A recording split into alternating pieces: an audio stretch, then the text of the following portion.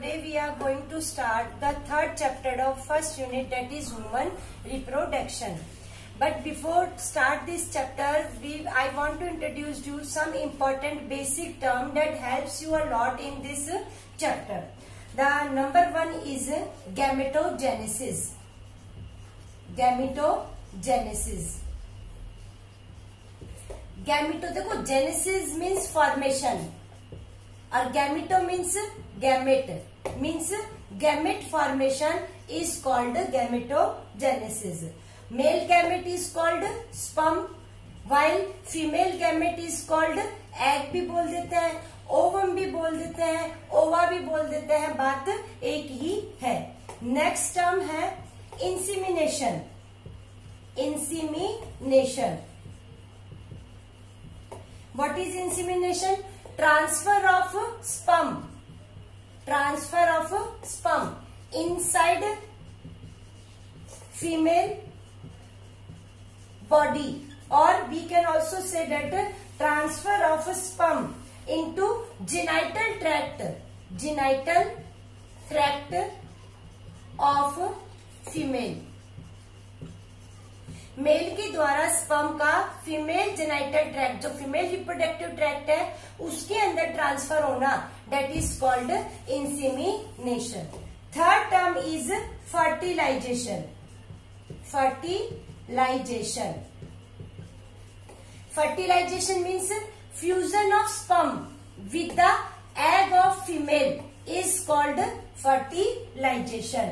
It means the fusion of sperm with egg resulting into formation of zygote is called fertilization.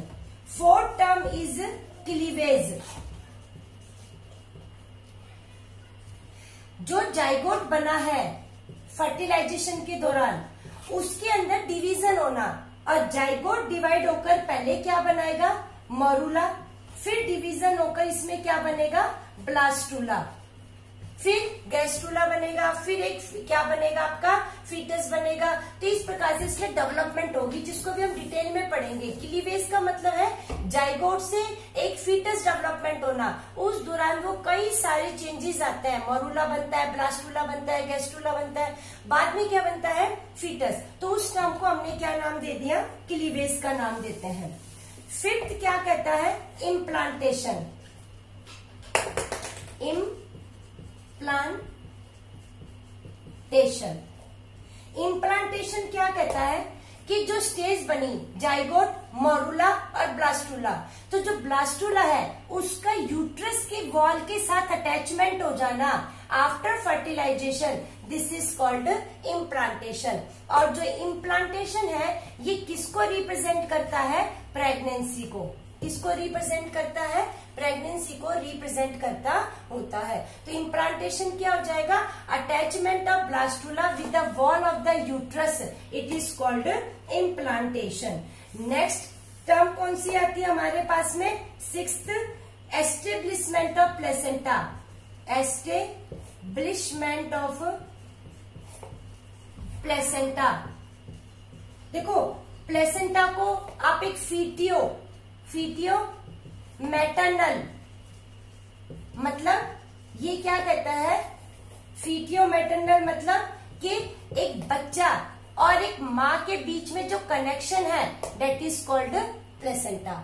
जो भी food का exchange है, oxygen का exchange है, waste product का removal है, वो सब कौन करवाता होता है? प्लेसेंटा करवाता होता है. तो प्लेसेंटा को हम शॉर्ट टर्म के अंदर क्या बोल सकते हैं कि फीटियो मैटरनल एक डिवाइस है, कनेक्शन है, जो कि क्या करता है? बच्चे को नरिशमेंट देता है, रेस्पिरेशन के अंदर हेल्प करता है.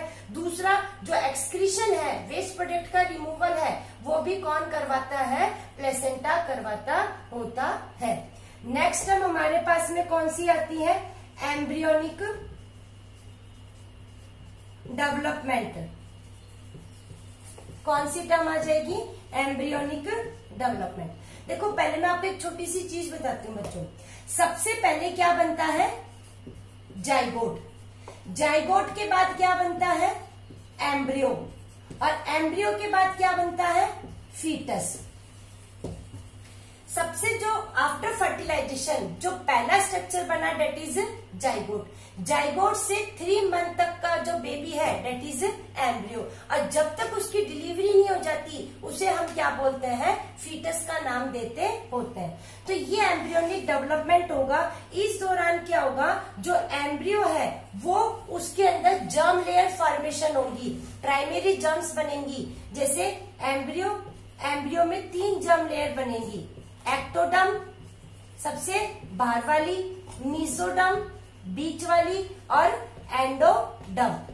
जो जर्म लेयर है फॉर्मेशन, इसको हम नाम देते हैं गैस्ट्रुलेशन। क्या नाम दे देते हैं, गैस्ट्रुलेशन। तो एम्ब्रियोनिक डेवलपमेंट के दौरान पहला प्रोसेस क्या होगा, गैस्ट्रुलेशन, और दूसरा प्रोसेस क्या होगा, ऑर्गेनोजेनेसिस।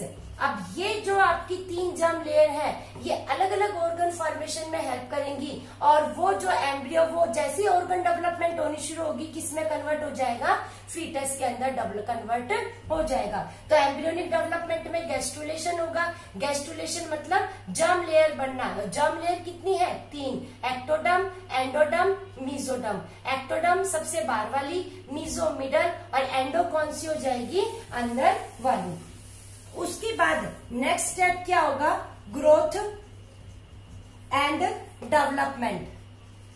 क्या स्टेप होगा, growth and development of foetus.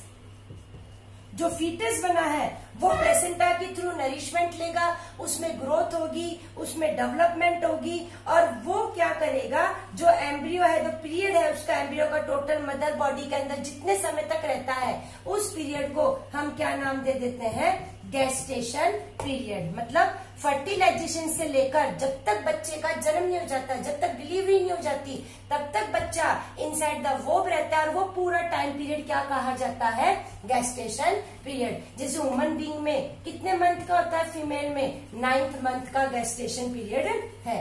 Next term आती है पार्टूरिशन। पार्टूरिशन क्या कहता है, जो भी फुली फॉर्म्ड यंग वंस बना है उसका बॉडी से बाहर निकलना, that is called parturition. It means short term में इसको हम क्या बोल सकते हैं, delivery of the baby. Delivery of the baby is called the parturition का नाम दिया जाता है। तो ये ह्यूमन रिप्रोडक्टिव सिस्टम में कुछ टर्म्स होंगी जिसको हमने पहले ही अच्छे से क्लियर करा है। अब हम नेक्स्ट टॉपिक उठाते हैं इसका, जो हमारा मेन टॉपिक है, that is human reproductive system. देखो बहुत अच्छे से आपको पता है जो ह्यूमन रिप्रोडक्टिव सिस्टम है वो किसको फॉलो करता है, सेक्सुअल डाइमोर्फिज्म। सेक्सुअल डाइमोर्फिज्म मतलब मेल अलग है, फीमेल अलग है। मेल सेक्स ऑर्गन अलग इंडिविजुअल में है, फीमेल सेक्स ऑर्गन अलग इंडिविजुअल के अंदर होता है। तो इसको हम क्या नाम दे देते हैं, सेक्सुअल डाइमोर्फिज्म का नाम देते हैं। नेक्स्ट ये क्या कहता है कि फीमेल के अंदर 2 प्रकार से लाइफ साइकिल चलती है, एक प्राइमेट्स में और एक नॉन प्राइमेट्स में। हमने स्टार्टिंग में भी डिस्कस करा था, ओस्ट्रस साइकिल और मेंस्ट्रुअल साइकिल।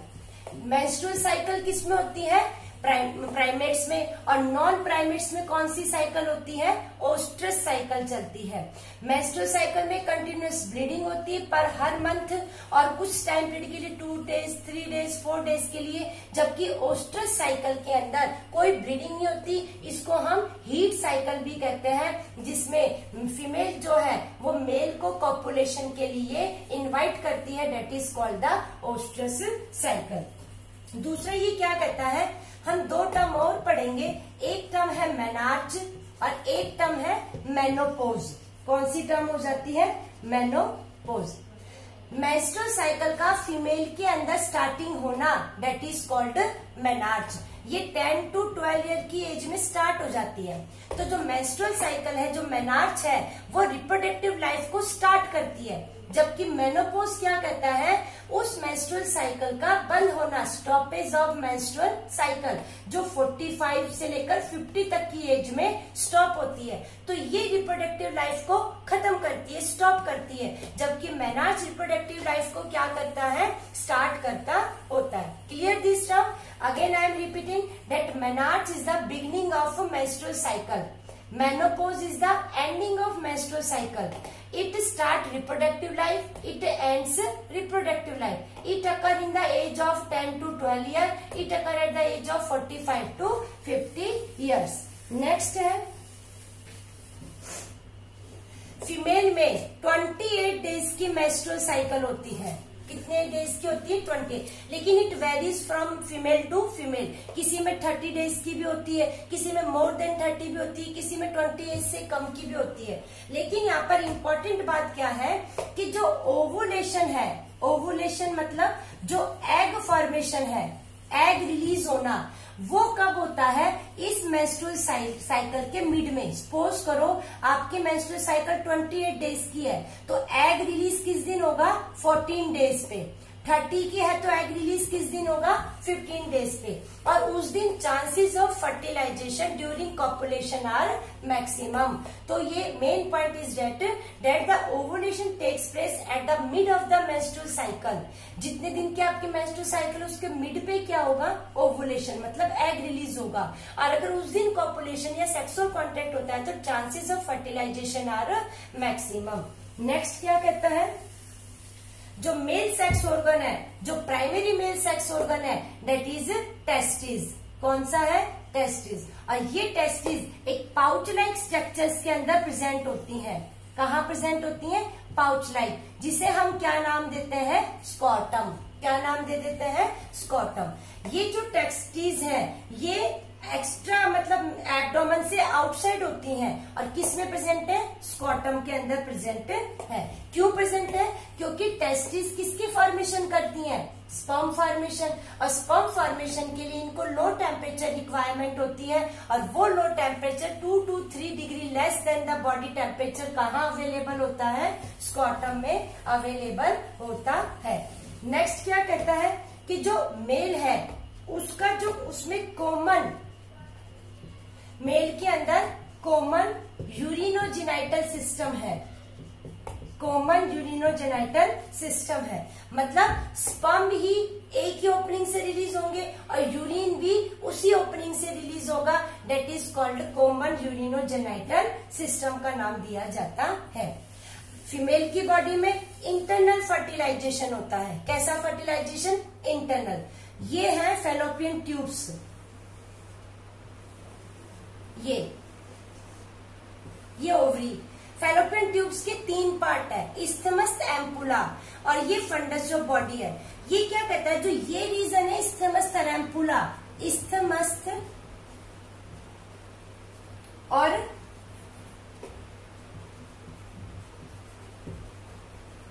एम्पुला, इस रीजन में फर्टिलाइजेशन होता है. तो अगर साइट ऑफ फर्टिलाइजेशन पूछे फीमेल बॉडी में तो कौन सी होती है? Between isthmus and ampulla is the site of fertilization. और फर्टिलाइजेशन कैसा होता है? इंटरनल फर्टिलाइजेशन होता है. फीमेल यंग वंस को डेवलप करती है. तो जो फर्टिलाइजेशन है डेट इज विविपेरी. कैसा फर्टिलाइजेशन है? विविपेरी. यंग वंस को डेवलप करना क्या कहा जाता है? विविपेरी का नाम दिया जाता है. नेक्स्ट टर्म है primary sex organ. Primary sex organ ये वो सेक्स ऑर्गन है जो क्या प्रोड्यूस करते हैं? Gametes. Primary sex organ are दो sex organ which produce gametes. तो इन्हें हम क्या नाम दे देते हैं? Primary sex organ. इनको हम दूसरा नाम गॉनेट्स भी बोलते हैं. प्राइमरी सेक्स ऑर्गन को हम गॉनेट्स भी बोलते हैं. जैसे मेल के अंदर प्राइमरी सेक्स ऑर्गन क्या है? टेस्टिस. और फीमेल के अंदर प्राइमरी सेक्स ऑर्गन क्या है? ओवरी. टेस्टिस क्या सिक्रीट करेंगी? स्पर्म. और ओवरी क्या सिक्रीट करेगी? एग. आई इतनी बात समझ में? तो ये क्या है? Primary sex organ. ये जो प्राइमरी सेक्स ऑर्गन या गॉनेट्स है इनको कंट्रोल करने वाले हार्मोन FSH एंड LH होते हैं. Follicle stimulating hormone, luteinising hormone, ये हमारी एंटीरियर पिट्यूटरी से रिलीज होते हैं. इनको भी हम डिटेल में भी पढ़ेंगे. खाली अभी आप इतना यहाँ पर समझिए कि जो गॉनेट्स है इनकी फंक्शनिंग किसके अंडर होती है? FSH एंड LH के अंडर होती है. नेक्स्ट आता है secondary sex organ. Secondary sex organs. ये वो सेक्स ऑर्गन है जो गैमेट्स प्रोड्यूस नहीं करते हैं बट सेक्सुअल रिप्रोडक्शन के लिए जरूरी है। अगर ये नहीं होंगे तो एक पाथ डिस्टर्ब होता है। तो सेकेंडरी सेक्स ऑर्गन्स आर दो sex organ which do not produce gamete but they are essential for sexual reproduction. इसीलिए इन्हें हमने क्या नाम दे दिया, सेकेंडरी सेक्स ऑर्गन का नाम देते हैं।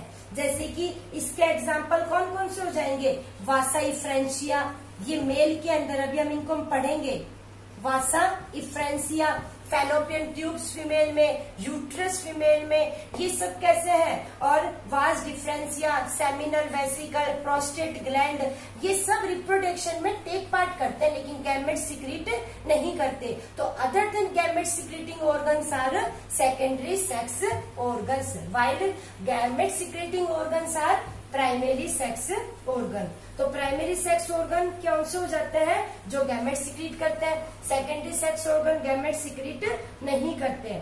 प्राइमरी सेक्स ऑर्गन हार्मोन्स भी प्रोड्यूस करते हैं, secondary sex organ hormones produced नहीं करते होते हैं। कर दो भी इतना। नेक्स्ट है प्यूबर्टी।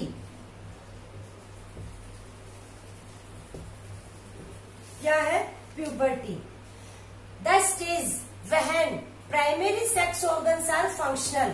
वो स्टेज जब प्राइमरी सेक्स ऑर्गन कैसे हो जाते हैं, फंक्शनल। मतलब जो टेस्टिस है वो स्पर्म सिक्रीशन का काम करना शुरू कर देती है, जबकि जो आपके क्या कहते हैं वो ओवरी है वो क्या रिलीज करना शुरू कर देती है, एग रिलीज करना शुरू कर देती है। उस स्टेज को हम क्या कहते हैं, प्यूबर्टी। और इन शॉर्ट आप एक वर्ड बोल दीजिए, when male and female are ready for reproduction that stage is also called puberty. उस स्टेज को भी हम क्या नाम देते हैं, प्यूबर्टी का नाम देते होते हैं। जैसे गर्ल्स में 10 to 14 इयर्स पे स्टार्ट हो जाती है और बॉयज में 13 to 16 इयर्स की एज में स्टार्ट हो जाती है। मैंने अभी बताया था आपको कि फीमेल में रिप्रोडक्टिव साइकिल जैसे ही मेंस्ट्रुअल साइकिल स्टार्ट हुई वैसे ही प्यूबर्टी क्या हो जाती है, स्टार्ट हो जाती है। तो ये क्या कहता है, इस दौरान मेल और फीमेल में सेवरल चेंजेस आते हैं। जब प्यूबर्टी आती है सबसे बड़ा चेंजेस क्या है, हाइट इंक्रीज होना शुरू हो जाती है।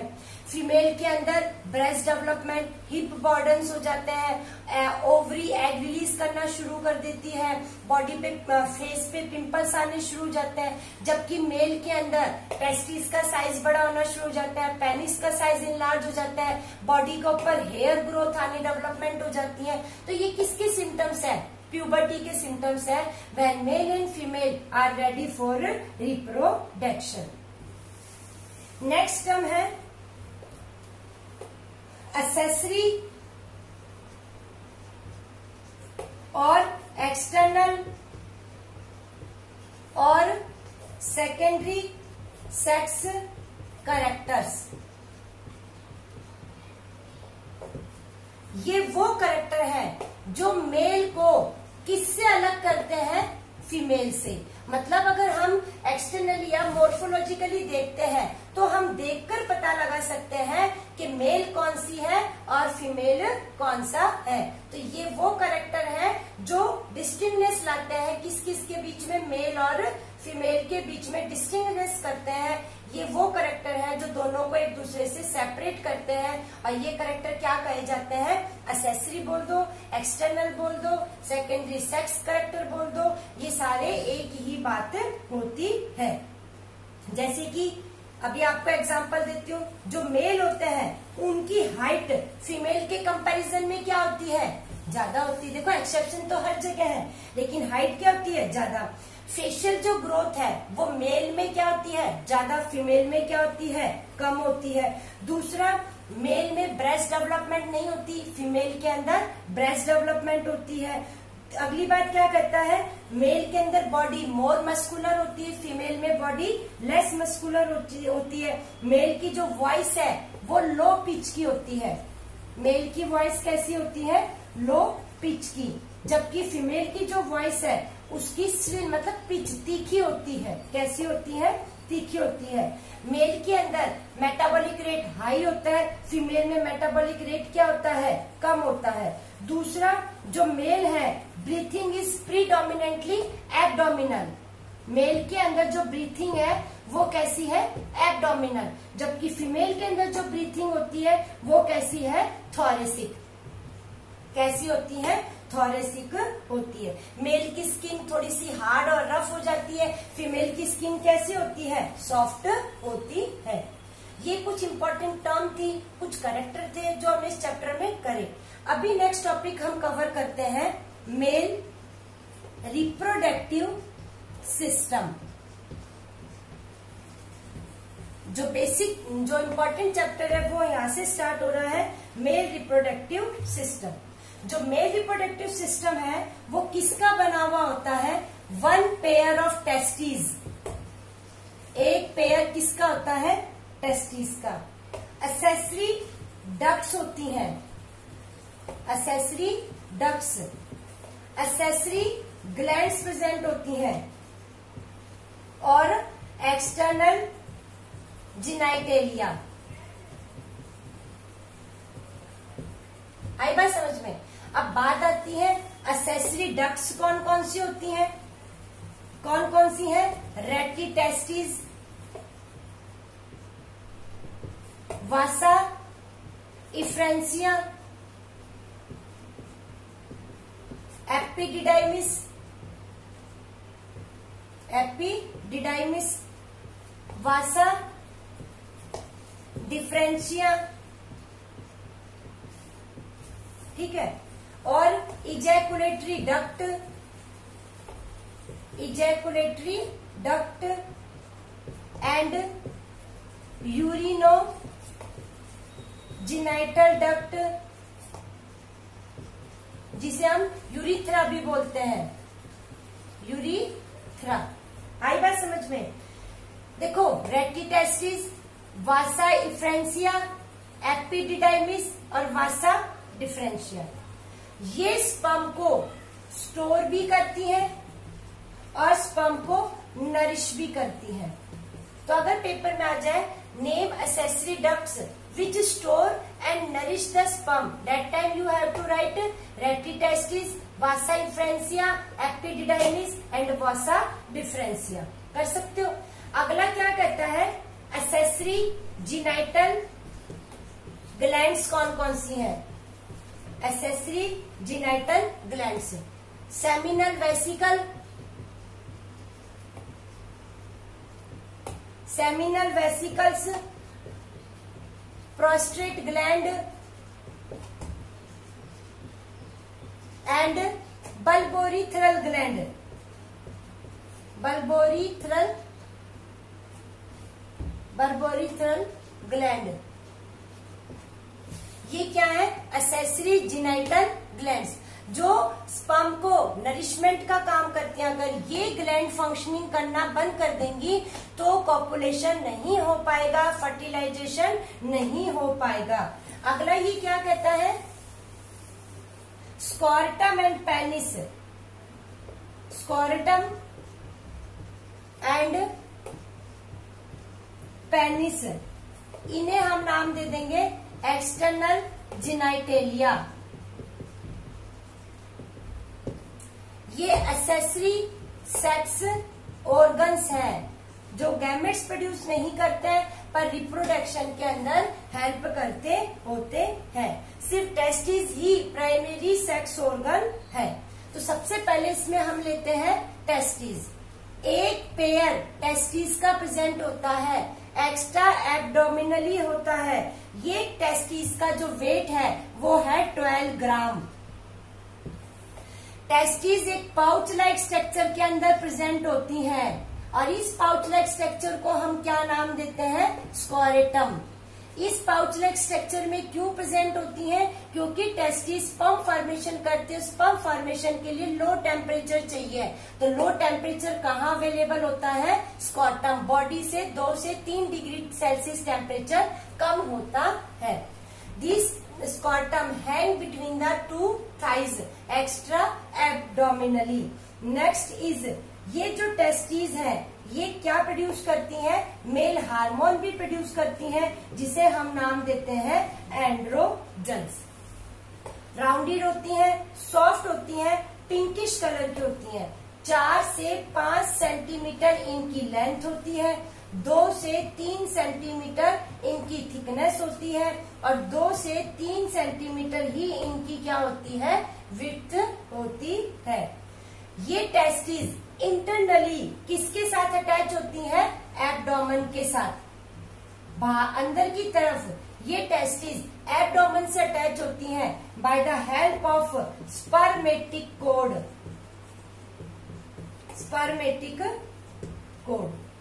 टेस्टिस अपने आप में एक कंपाउंड ट्यूबुलर ग्लैंड्स है, जिसके ऊपर 3 कवरिंग प्रेजेंट होती हैं, जो आप डायग्राम में बहुत अच्छे से देख सकते होते हैं। सबसे पहली जो कवरिंग है डेट इज ट्यूनिका वेजिनेलिस। कौन सी कवरिंग आ गई? Tunica vaginalis. ये ट्यूनिका वेजिनेलिस आप डायग्राम में देखिए, सिर्फ एक ही साइड क्या होती है? रेस्ट्रिक्टेड होती है, एक ही साइड प्रेजेंट होती है। इसके अंदर फ्लूइड प्रेजेंट होता है। अगर ये जो ट्यूनिका वेजिनेलिस है टेस्टिस को फ्रिक्शन लेस स्लाइडिंग में हेल्प करती है। क्या करती है? फ्रिक्शन लेस स्लाइडिंग में। इस कवरिंग की प्रेजेंस ही क्या बताती है कि जो एब्डोमिनल ओरिजिन ऑफ टेस्टिस, मतलब अगर ट्यूनिका वेजिनेलिस है इसका मतलब टेस्टिस कैसी ओरिजिन में है? एब्डोमेन से ओरिजिनेट होती हैं और किस में ऐड करती हैं? Frictionless sliding. आपको डायग्राम में अच्छे से दिख रहा होगा। नेक्स्ट है tunica albuginea. Next layer is tunica albuginea. जो एक्चुअल कवरिंग है टेस्टिस की डेट इज ट्यूनिका एल्बुजिनेई। ये कॉलेजिनियस कनेक्टिव टिश्यूज की बनी हुई होती हैं। किसकी बनी होती हैं? कॉलेजिनियस कनेक्टिव टिश्यूज की बनी हुई होती है। ये ट्यूनिका एल्बुजिनेई अब डायग्राम में देखिए बेटा, टेस्टिस के अंदर पास हो रही हैं और टेस्टिस को नंबर ऑफ सेप्टा में डिवाइड कर देती हैं। और ये सेप्टा क्या करते हैं? टेस्टिस को किस में डिवाइड करते हैं? टेस्टिकुलर लोब में। टेस्टिकुलर लोब डायग्राम में आपको अच्छे से समझ में आ रहा होगा। और एक टेस्टिस में कम से कम भी 250 से लेकर एक टेस्टिस में कितने टेस्टिकुलर लोब्स होते हैं? 250 टेस्टिकुलर लोब्स प्रेजेंट होते हैं। थर्ड कवरिंग है और लास्ट कवरिंग है ट्यूनिका वेस्कुलोसा। ये लूज कनेक्टिव टिश्यू की बनी हुई होती है। सबसे ज्यादा जो ब्लड सप्लाई है वो कौन सी लेयर के अंदर होती है? ट्यूनिका वेस्कुलोसा के अंदर प्रेजेंट होती है। नेक्स्ट वीडियो में हम कवर करेंगे testicular structure. Testicular structure. Thank you.